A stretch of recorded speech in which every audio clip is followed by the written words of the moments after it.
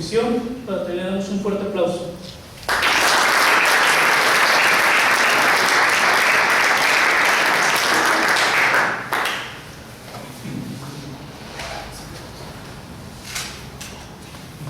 Pues muchas gracias.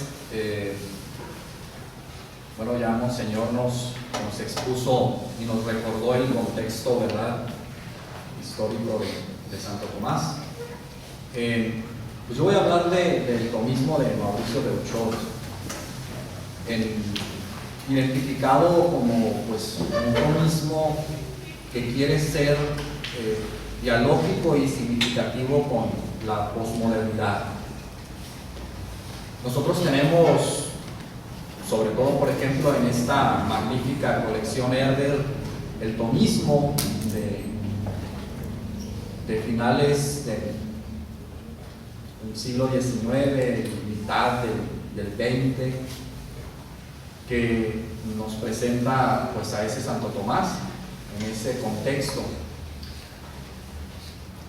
Termina Monseñor con unas palabras que pues, le dan continuidad a este escrito que les preparé, el equilibrio, que pues ustedes saben que eso es lo que consigue la analogía.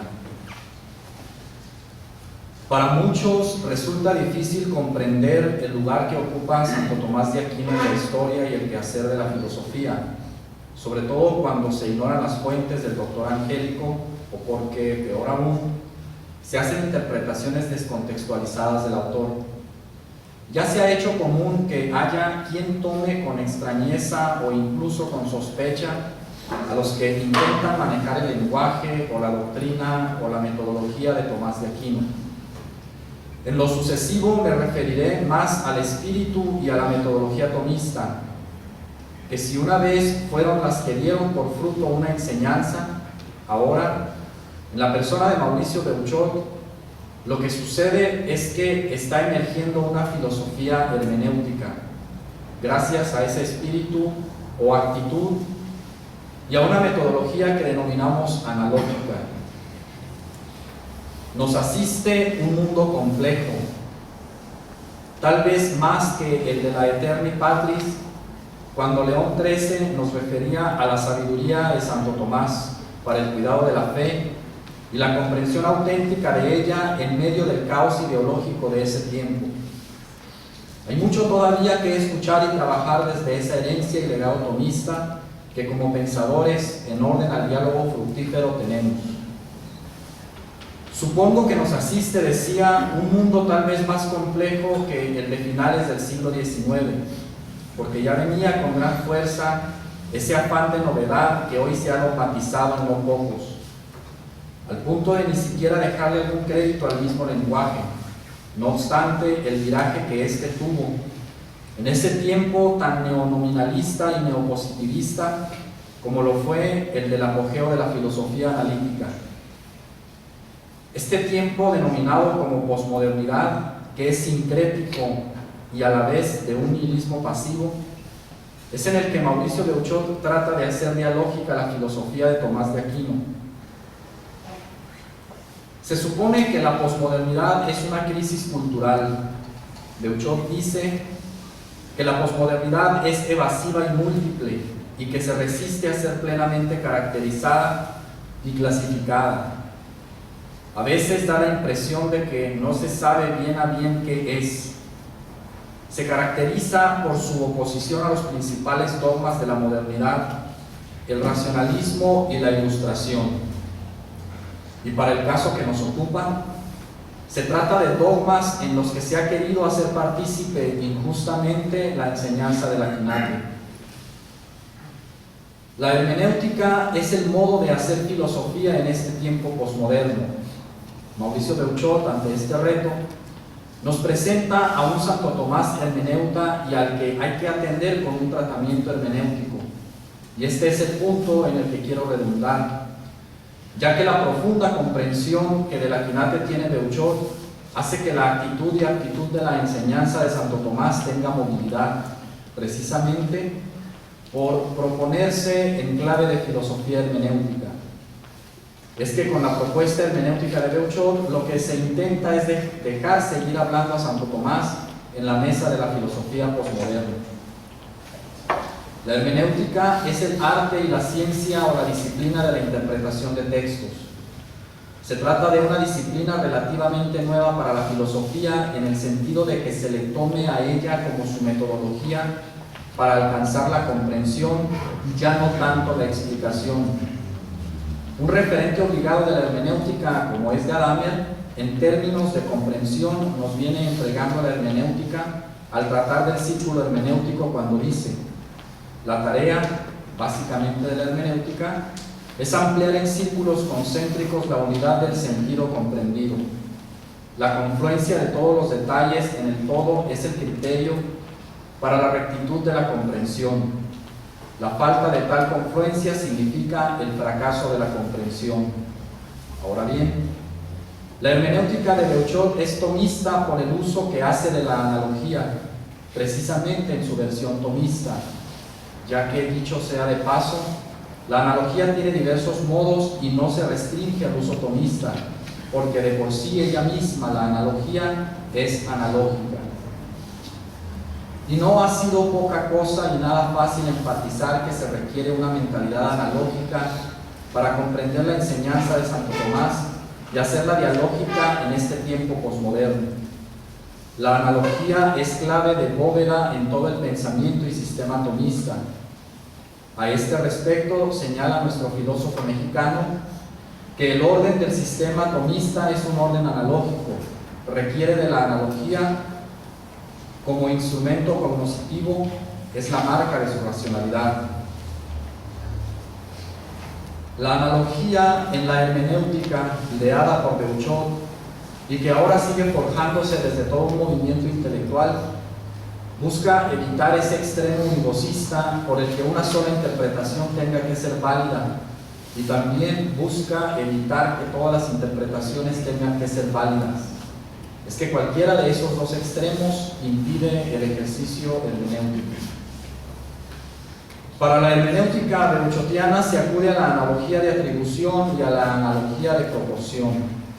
La primera ordena jerárquicamente las interpretaciones desde la más válida hasta que al final quedan las que rayan en la falsedad, mientras que la segunda, como su nombre lo indica, relaciona por proporción. Es que ya de suyo, etimológicamente hablando, analogía en griego significa según una proporción o según una razón, y eso lo hace una analogía de proporcionalidad propia. Más, también hay una analogía de proporcionalidad impropia, es la metafórica, pues se hace uso de metáforas sobre todo cuando se trata de lo más difícil de acceder para la razón. Así, es por causa de la analogía que la enseñanza y lo más auténtico de Tomás de Aquino deja de ser una enseñanza unívoca, esto es, apologética o inquisitiva o condenadora del mundo y del ser humano. Y también, aunque a mi ver son los menos que llegan a proponer simplistamente a un Tomás de Aquino equivocista, en el sentido de andar tomando como pretexto para cualquier cosa tal o cual afirmación de Santo Tomás.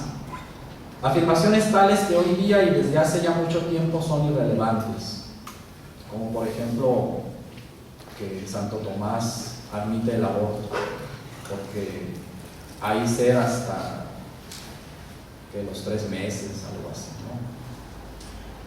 La hermenéutica tomista de Beuchot es reconocida mejor como hermenéutica analógica. La analogía tiene como progenitores a los pitagóricos. Y hoy Beuchot, sin dejar el raigambre pitagórico de la analogía, vuelve a aprovechar que ésta tiene una base epistemológica y sistemática en Tomás de Aquino y Tomás de Bio, que son los representantes clásicos de la analogía como algo medieval. Y luego Beuchot hace que su hermenéutica tomista adquiera también contenido de orden lingüístico y semiótico actual con 3 pensadores fundamentales para él, a saber, Paul Ricoeur, pues que la hermenéutica analógica quiere ser continuadora de la hermenéutica metafórica iniciada por este personalista francés.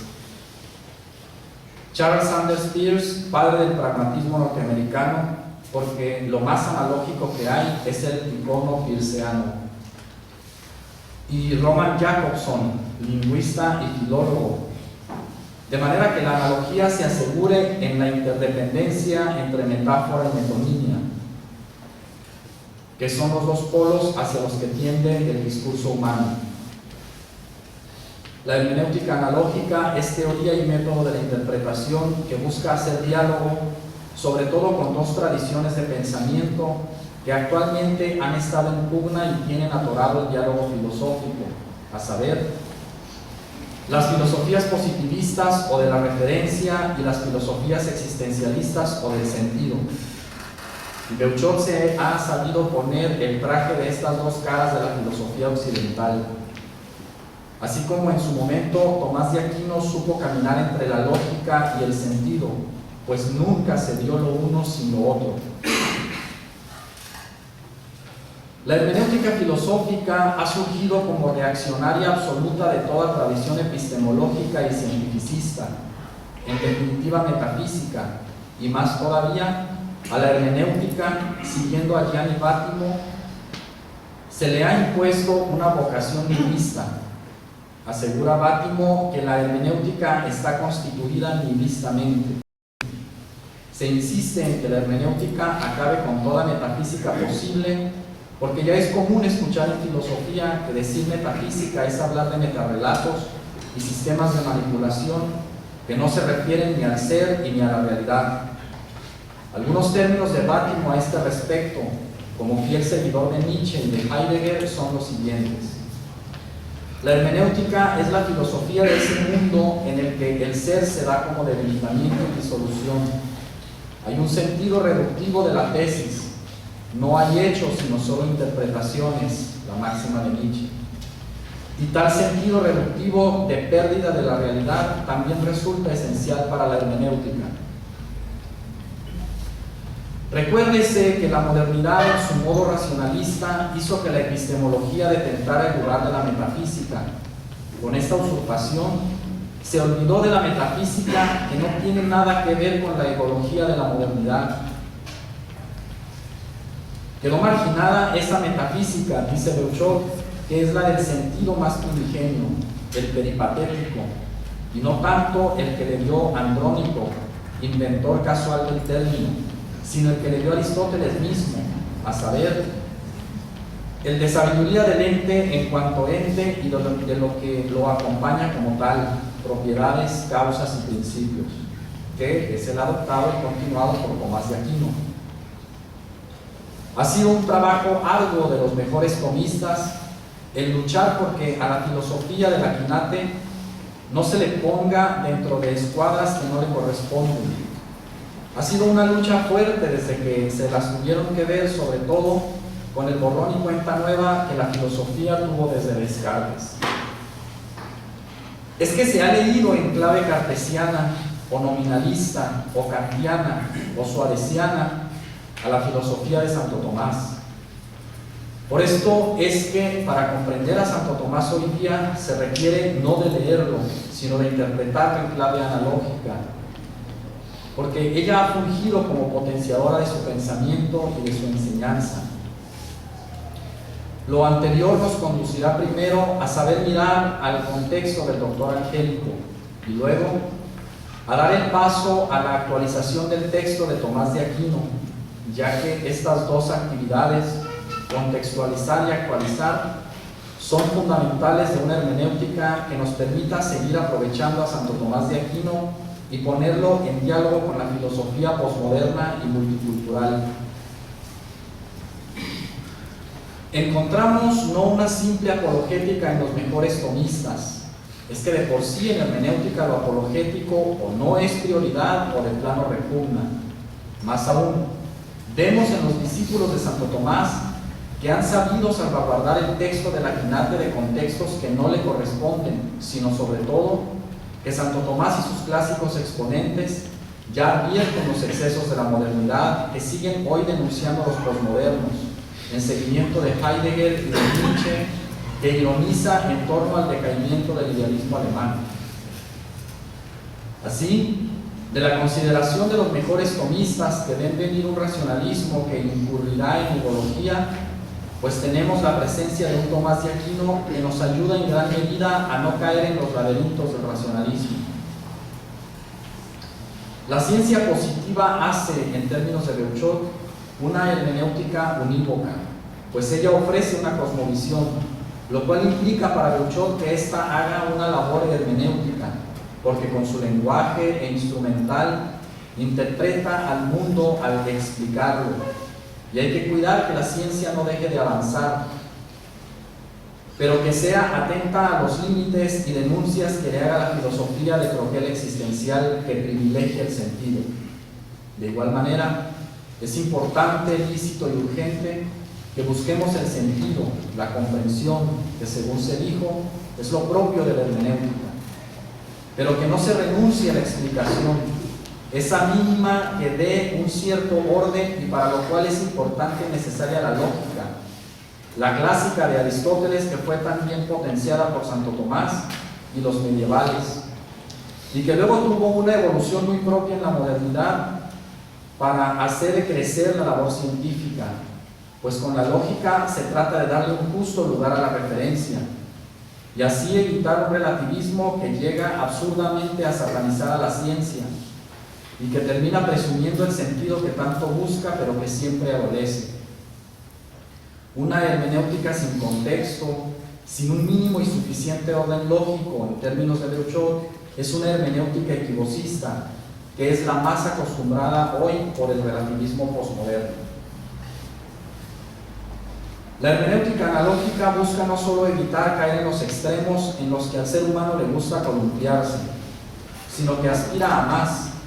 El diálogo que ahora se ve atorado, según insiste Beuchot, y es que unos quieren absolutizar la tradición oponiéndose a toda innovación y otros quieren irse por la pura innovación en pos de la diferencia al margen de toda tradición. A este respecto, dice Beuchot, en la actualidad se ha privilegiado el extremo de ser un gran erudito y no proponer nada, sino conocer lo más completamente que se pueda algún autor o corriente de pensamiento.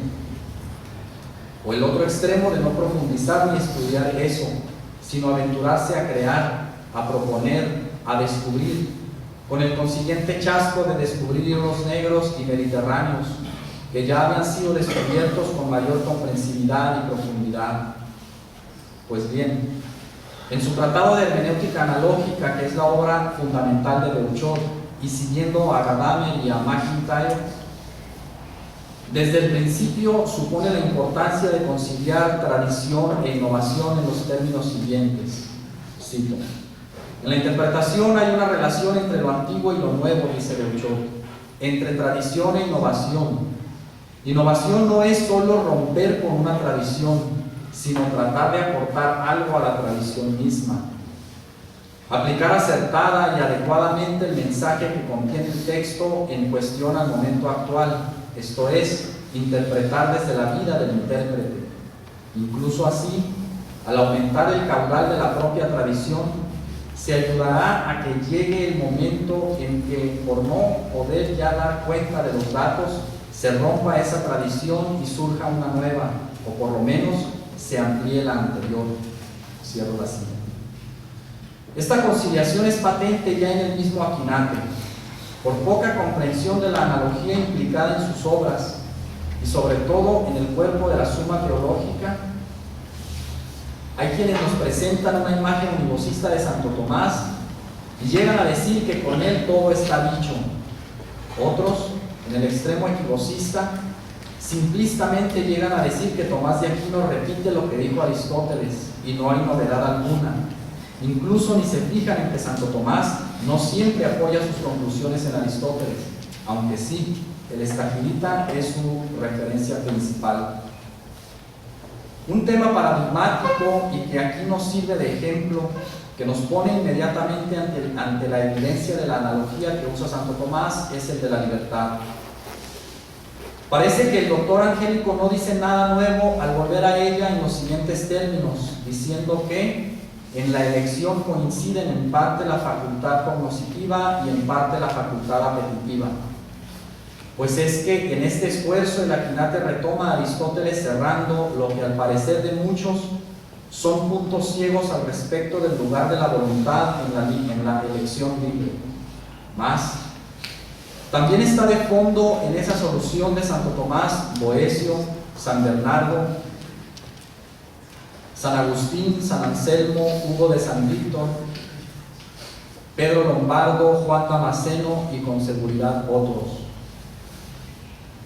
Ya de suyo, al hablar de coincidencia, se hace referencia a la analogía porque la libertad no es solo del querer, pues sería voluntarismo, o solo del conocer, como si no se requiriera optar por algo. Y entonces la libertad se queda siendo un buen ideal sin referencia o materialización alguna. Y hay otros enredos a los que en su momento Santo Tomás había de atender ante el asunto de la libertad, pues en el contexto del Aquinate, cito un aparato crítico de la Suma Teológica, todos estaban acordes en hacer intervenir a la inteligencia y a la voluntad en el acto libre. El problema consistía en establecer los modos y grados de su intervención y determinar cuál de estas potencias era su sujeto formal e inmediato, o si bien constituía una tercera potencia propia y distinta tanto del entendimiento como de la voluntad. Cierro la cita. Es que curiosamente, como se ve, desde siempre se ha tenido la tentación de cuantificar lo que es eminentemente psicológico como es la libertad. Ya había psicólogos conductistas. Y además, ya había un aristotelismo intentándose en pugna con el neoplatonismo, sobre todo de San Agustín referente a la libertad y en general de otros tópicos filosóficos, pero que rayaba en el determinismo emanado de la inmutabilidad del orden de la naturaleza, propia del pensamiento griego, el emanatismo neoplatónico, el fatalismo religioso musulmán, junto a la influencia generalmente admitida de las sustancias astrales sobre la actividad humana, todavía es actual. Hay, como vemos, trabajo eminentemente hermenéutico en Santo Tomás porque contextualiza y actualiza, y en el actualizar está lo que en voz de muchos tomistas implicaría una corrección, precisamente de una tradición que es la aristotélica y ya se quería intentar por algunos. Y allí hay pues innovación. Entonces se atiende a un asunto desde una tradición, insistiendo en los tópicos acertados por su plausibilidad, la cual es siempre movible. Ya la experiencia en una comunidad tradición es ponderada y aprovechada. Beuchot se apoya hoy en Gadamer precisamente rastreando cómo sobrevive esa clave hermenéutica, la de la frónesis, que a su vez ya veía como nada fácil de conseguir desde Aristóteles y que es evidente en el trabajo interpretativo de Santo Tomás. Beuchot insiste pues en poner la frónesis como un integrante fundamental de la hermenéutica contemporánea y evitar las violencias tanto de los tradicionalismos como de las innovaciones simplistas que se han olvidado de que no hay nada oculto bajo el sol. La honestidad intelectual se refleja en esa precaución de referir nuestras fuentes y resulta evidente que si hoy día alguien quiere presumir de innovador, de haber hallado el hilo negro, de haber encontrado el cómo, sobre todo el opuesto al qué, resultará como un mentiroso. Se le puede acusar de plagiario, precisamente por su deshonestidad intelectual. Y en definitiva, uno de los vicios más lamentables de nuestro tiempo es no querer darle a la experiencia de vida que está en la tradición y en la historia el lugar que le corresponde. Rescatamos ahora las siguientes líneas que en palabras de Beuchot refieren a la génesis de la analogía. Cito: analogía es una palabra griega que significa proporción, proporcionalidad, equilibrio difícil y en última instancia armonía. Fue introducida por los pitagóricos, grandes matemáticos y filósofos a la vez, es decir, que buscaron el logos y se toparon con lo irracional, por lo cual llegaron a lo análogos, lo racional solo proporcionalmente. Fueron además grandes místicos, adoradores a un tiempo de Dioniso y de Apolo. Como órficos daban culto a Zagreus, que era el Dioniso descuartizado por los titanes, a quien debían reintegrar a la unidad, como después pidió Nietzsche. Pero también adoraban a Apolo, del cual decían que Pitágoras era una reencarnación. Cierro la cita. La analogía trae pues esa encomienda de unificar y ante todo de ser armonía, y qué mejor representada por la música de los pitagóricos y la música misma en sí. Esa armonía que tenía como referente el cosmos estaba representada en la música. El pensador analógico es más callado que estridente. El pensador analógico saca la solución primero desde dentro, dando continuidad a una tradición porque la cuida, la salvaguarda de cuando ineludiblemente de ser filosofía se le convierte en ideología, y por ese cuidado es desde donde podemos esperar la actualización del texto, emprendiendo así un trabajo de auténtica innovación. Se necesita mucha atención precisamente para captar la analogicidad implicada en una enseñanza como la de Santo Tomás, pues sobre la advertencia de que nada hay nuevo bajo el sol, es cierto que un pensador viejo siempre sea actual y un pensador actual siempre es viejo. Y esto se aplica a Santo Tomás de Aquino como el representante más importante de la filosofía medieval. Se adquiere un espíritu tomista cuando se hace analogía porque se saben poner de frente en paralelo las dos tradiciones opuestas y reaccionarias entre sí. Primero, para adquirir cultura y erudición. Segundo, para saber ver desde distintos ángulos.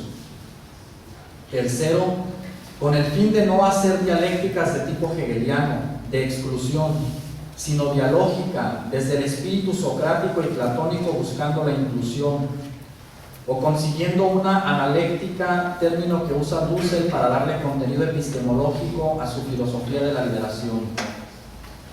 La propuesta hermenéutica del tomista Beuchot, siguiendo al latinoamericanista David Sobrevilla, es ya una hermenéutica destacada, representativa del quehacer filosófico latinoamericano. La hermenéutica analógica está siendo la hermenéutica de Latinoamérica. Precisamente se le acepta en términos de una filosofía latinoamericana por su carácter incluyente. Para el caso de la filosofía en México, me parece muy oportuno mencionar ahora el lugar que Guillermo Hurtado le da a Beuchot. Cito a Guillermo Hurtado. La filosofía mexicana del siglo XX parecía tener en la dispersión y el desencanto sus dos características principales. Las escuelas y corrientes que habían protagonizado los debates de los años 70 habían perdido hacia los 90 su espíritu de batalla y con ello su capacidad de convocatoria. Nadie esperaba que surgiera algo semejante a la hermenéutica analógica. A todos nos tomó por sorpresa. Los futuros historiadores de la filosofía tendrán como tarea explicar por qué brotó y por qué se expandió, como lo ha hecho hasta ahora este movimiento filosófico. Cierro la cita. Y esto es lo más distintivo de una hermenéutica tomista: evitar la dispersión y el desencanto que Hurtado observa como buen conocedor y representante, perito pues, del tema de la filosofía en México. Es que una de las cartas en la mesa de la posmodernidad, recordemos, es la muerte de la filosofía, que va quedando como motor precisamente de desencanto y dispersión o fragmentación y angustia insípida y estéril.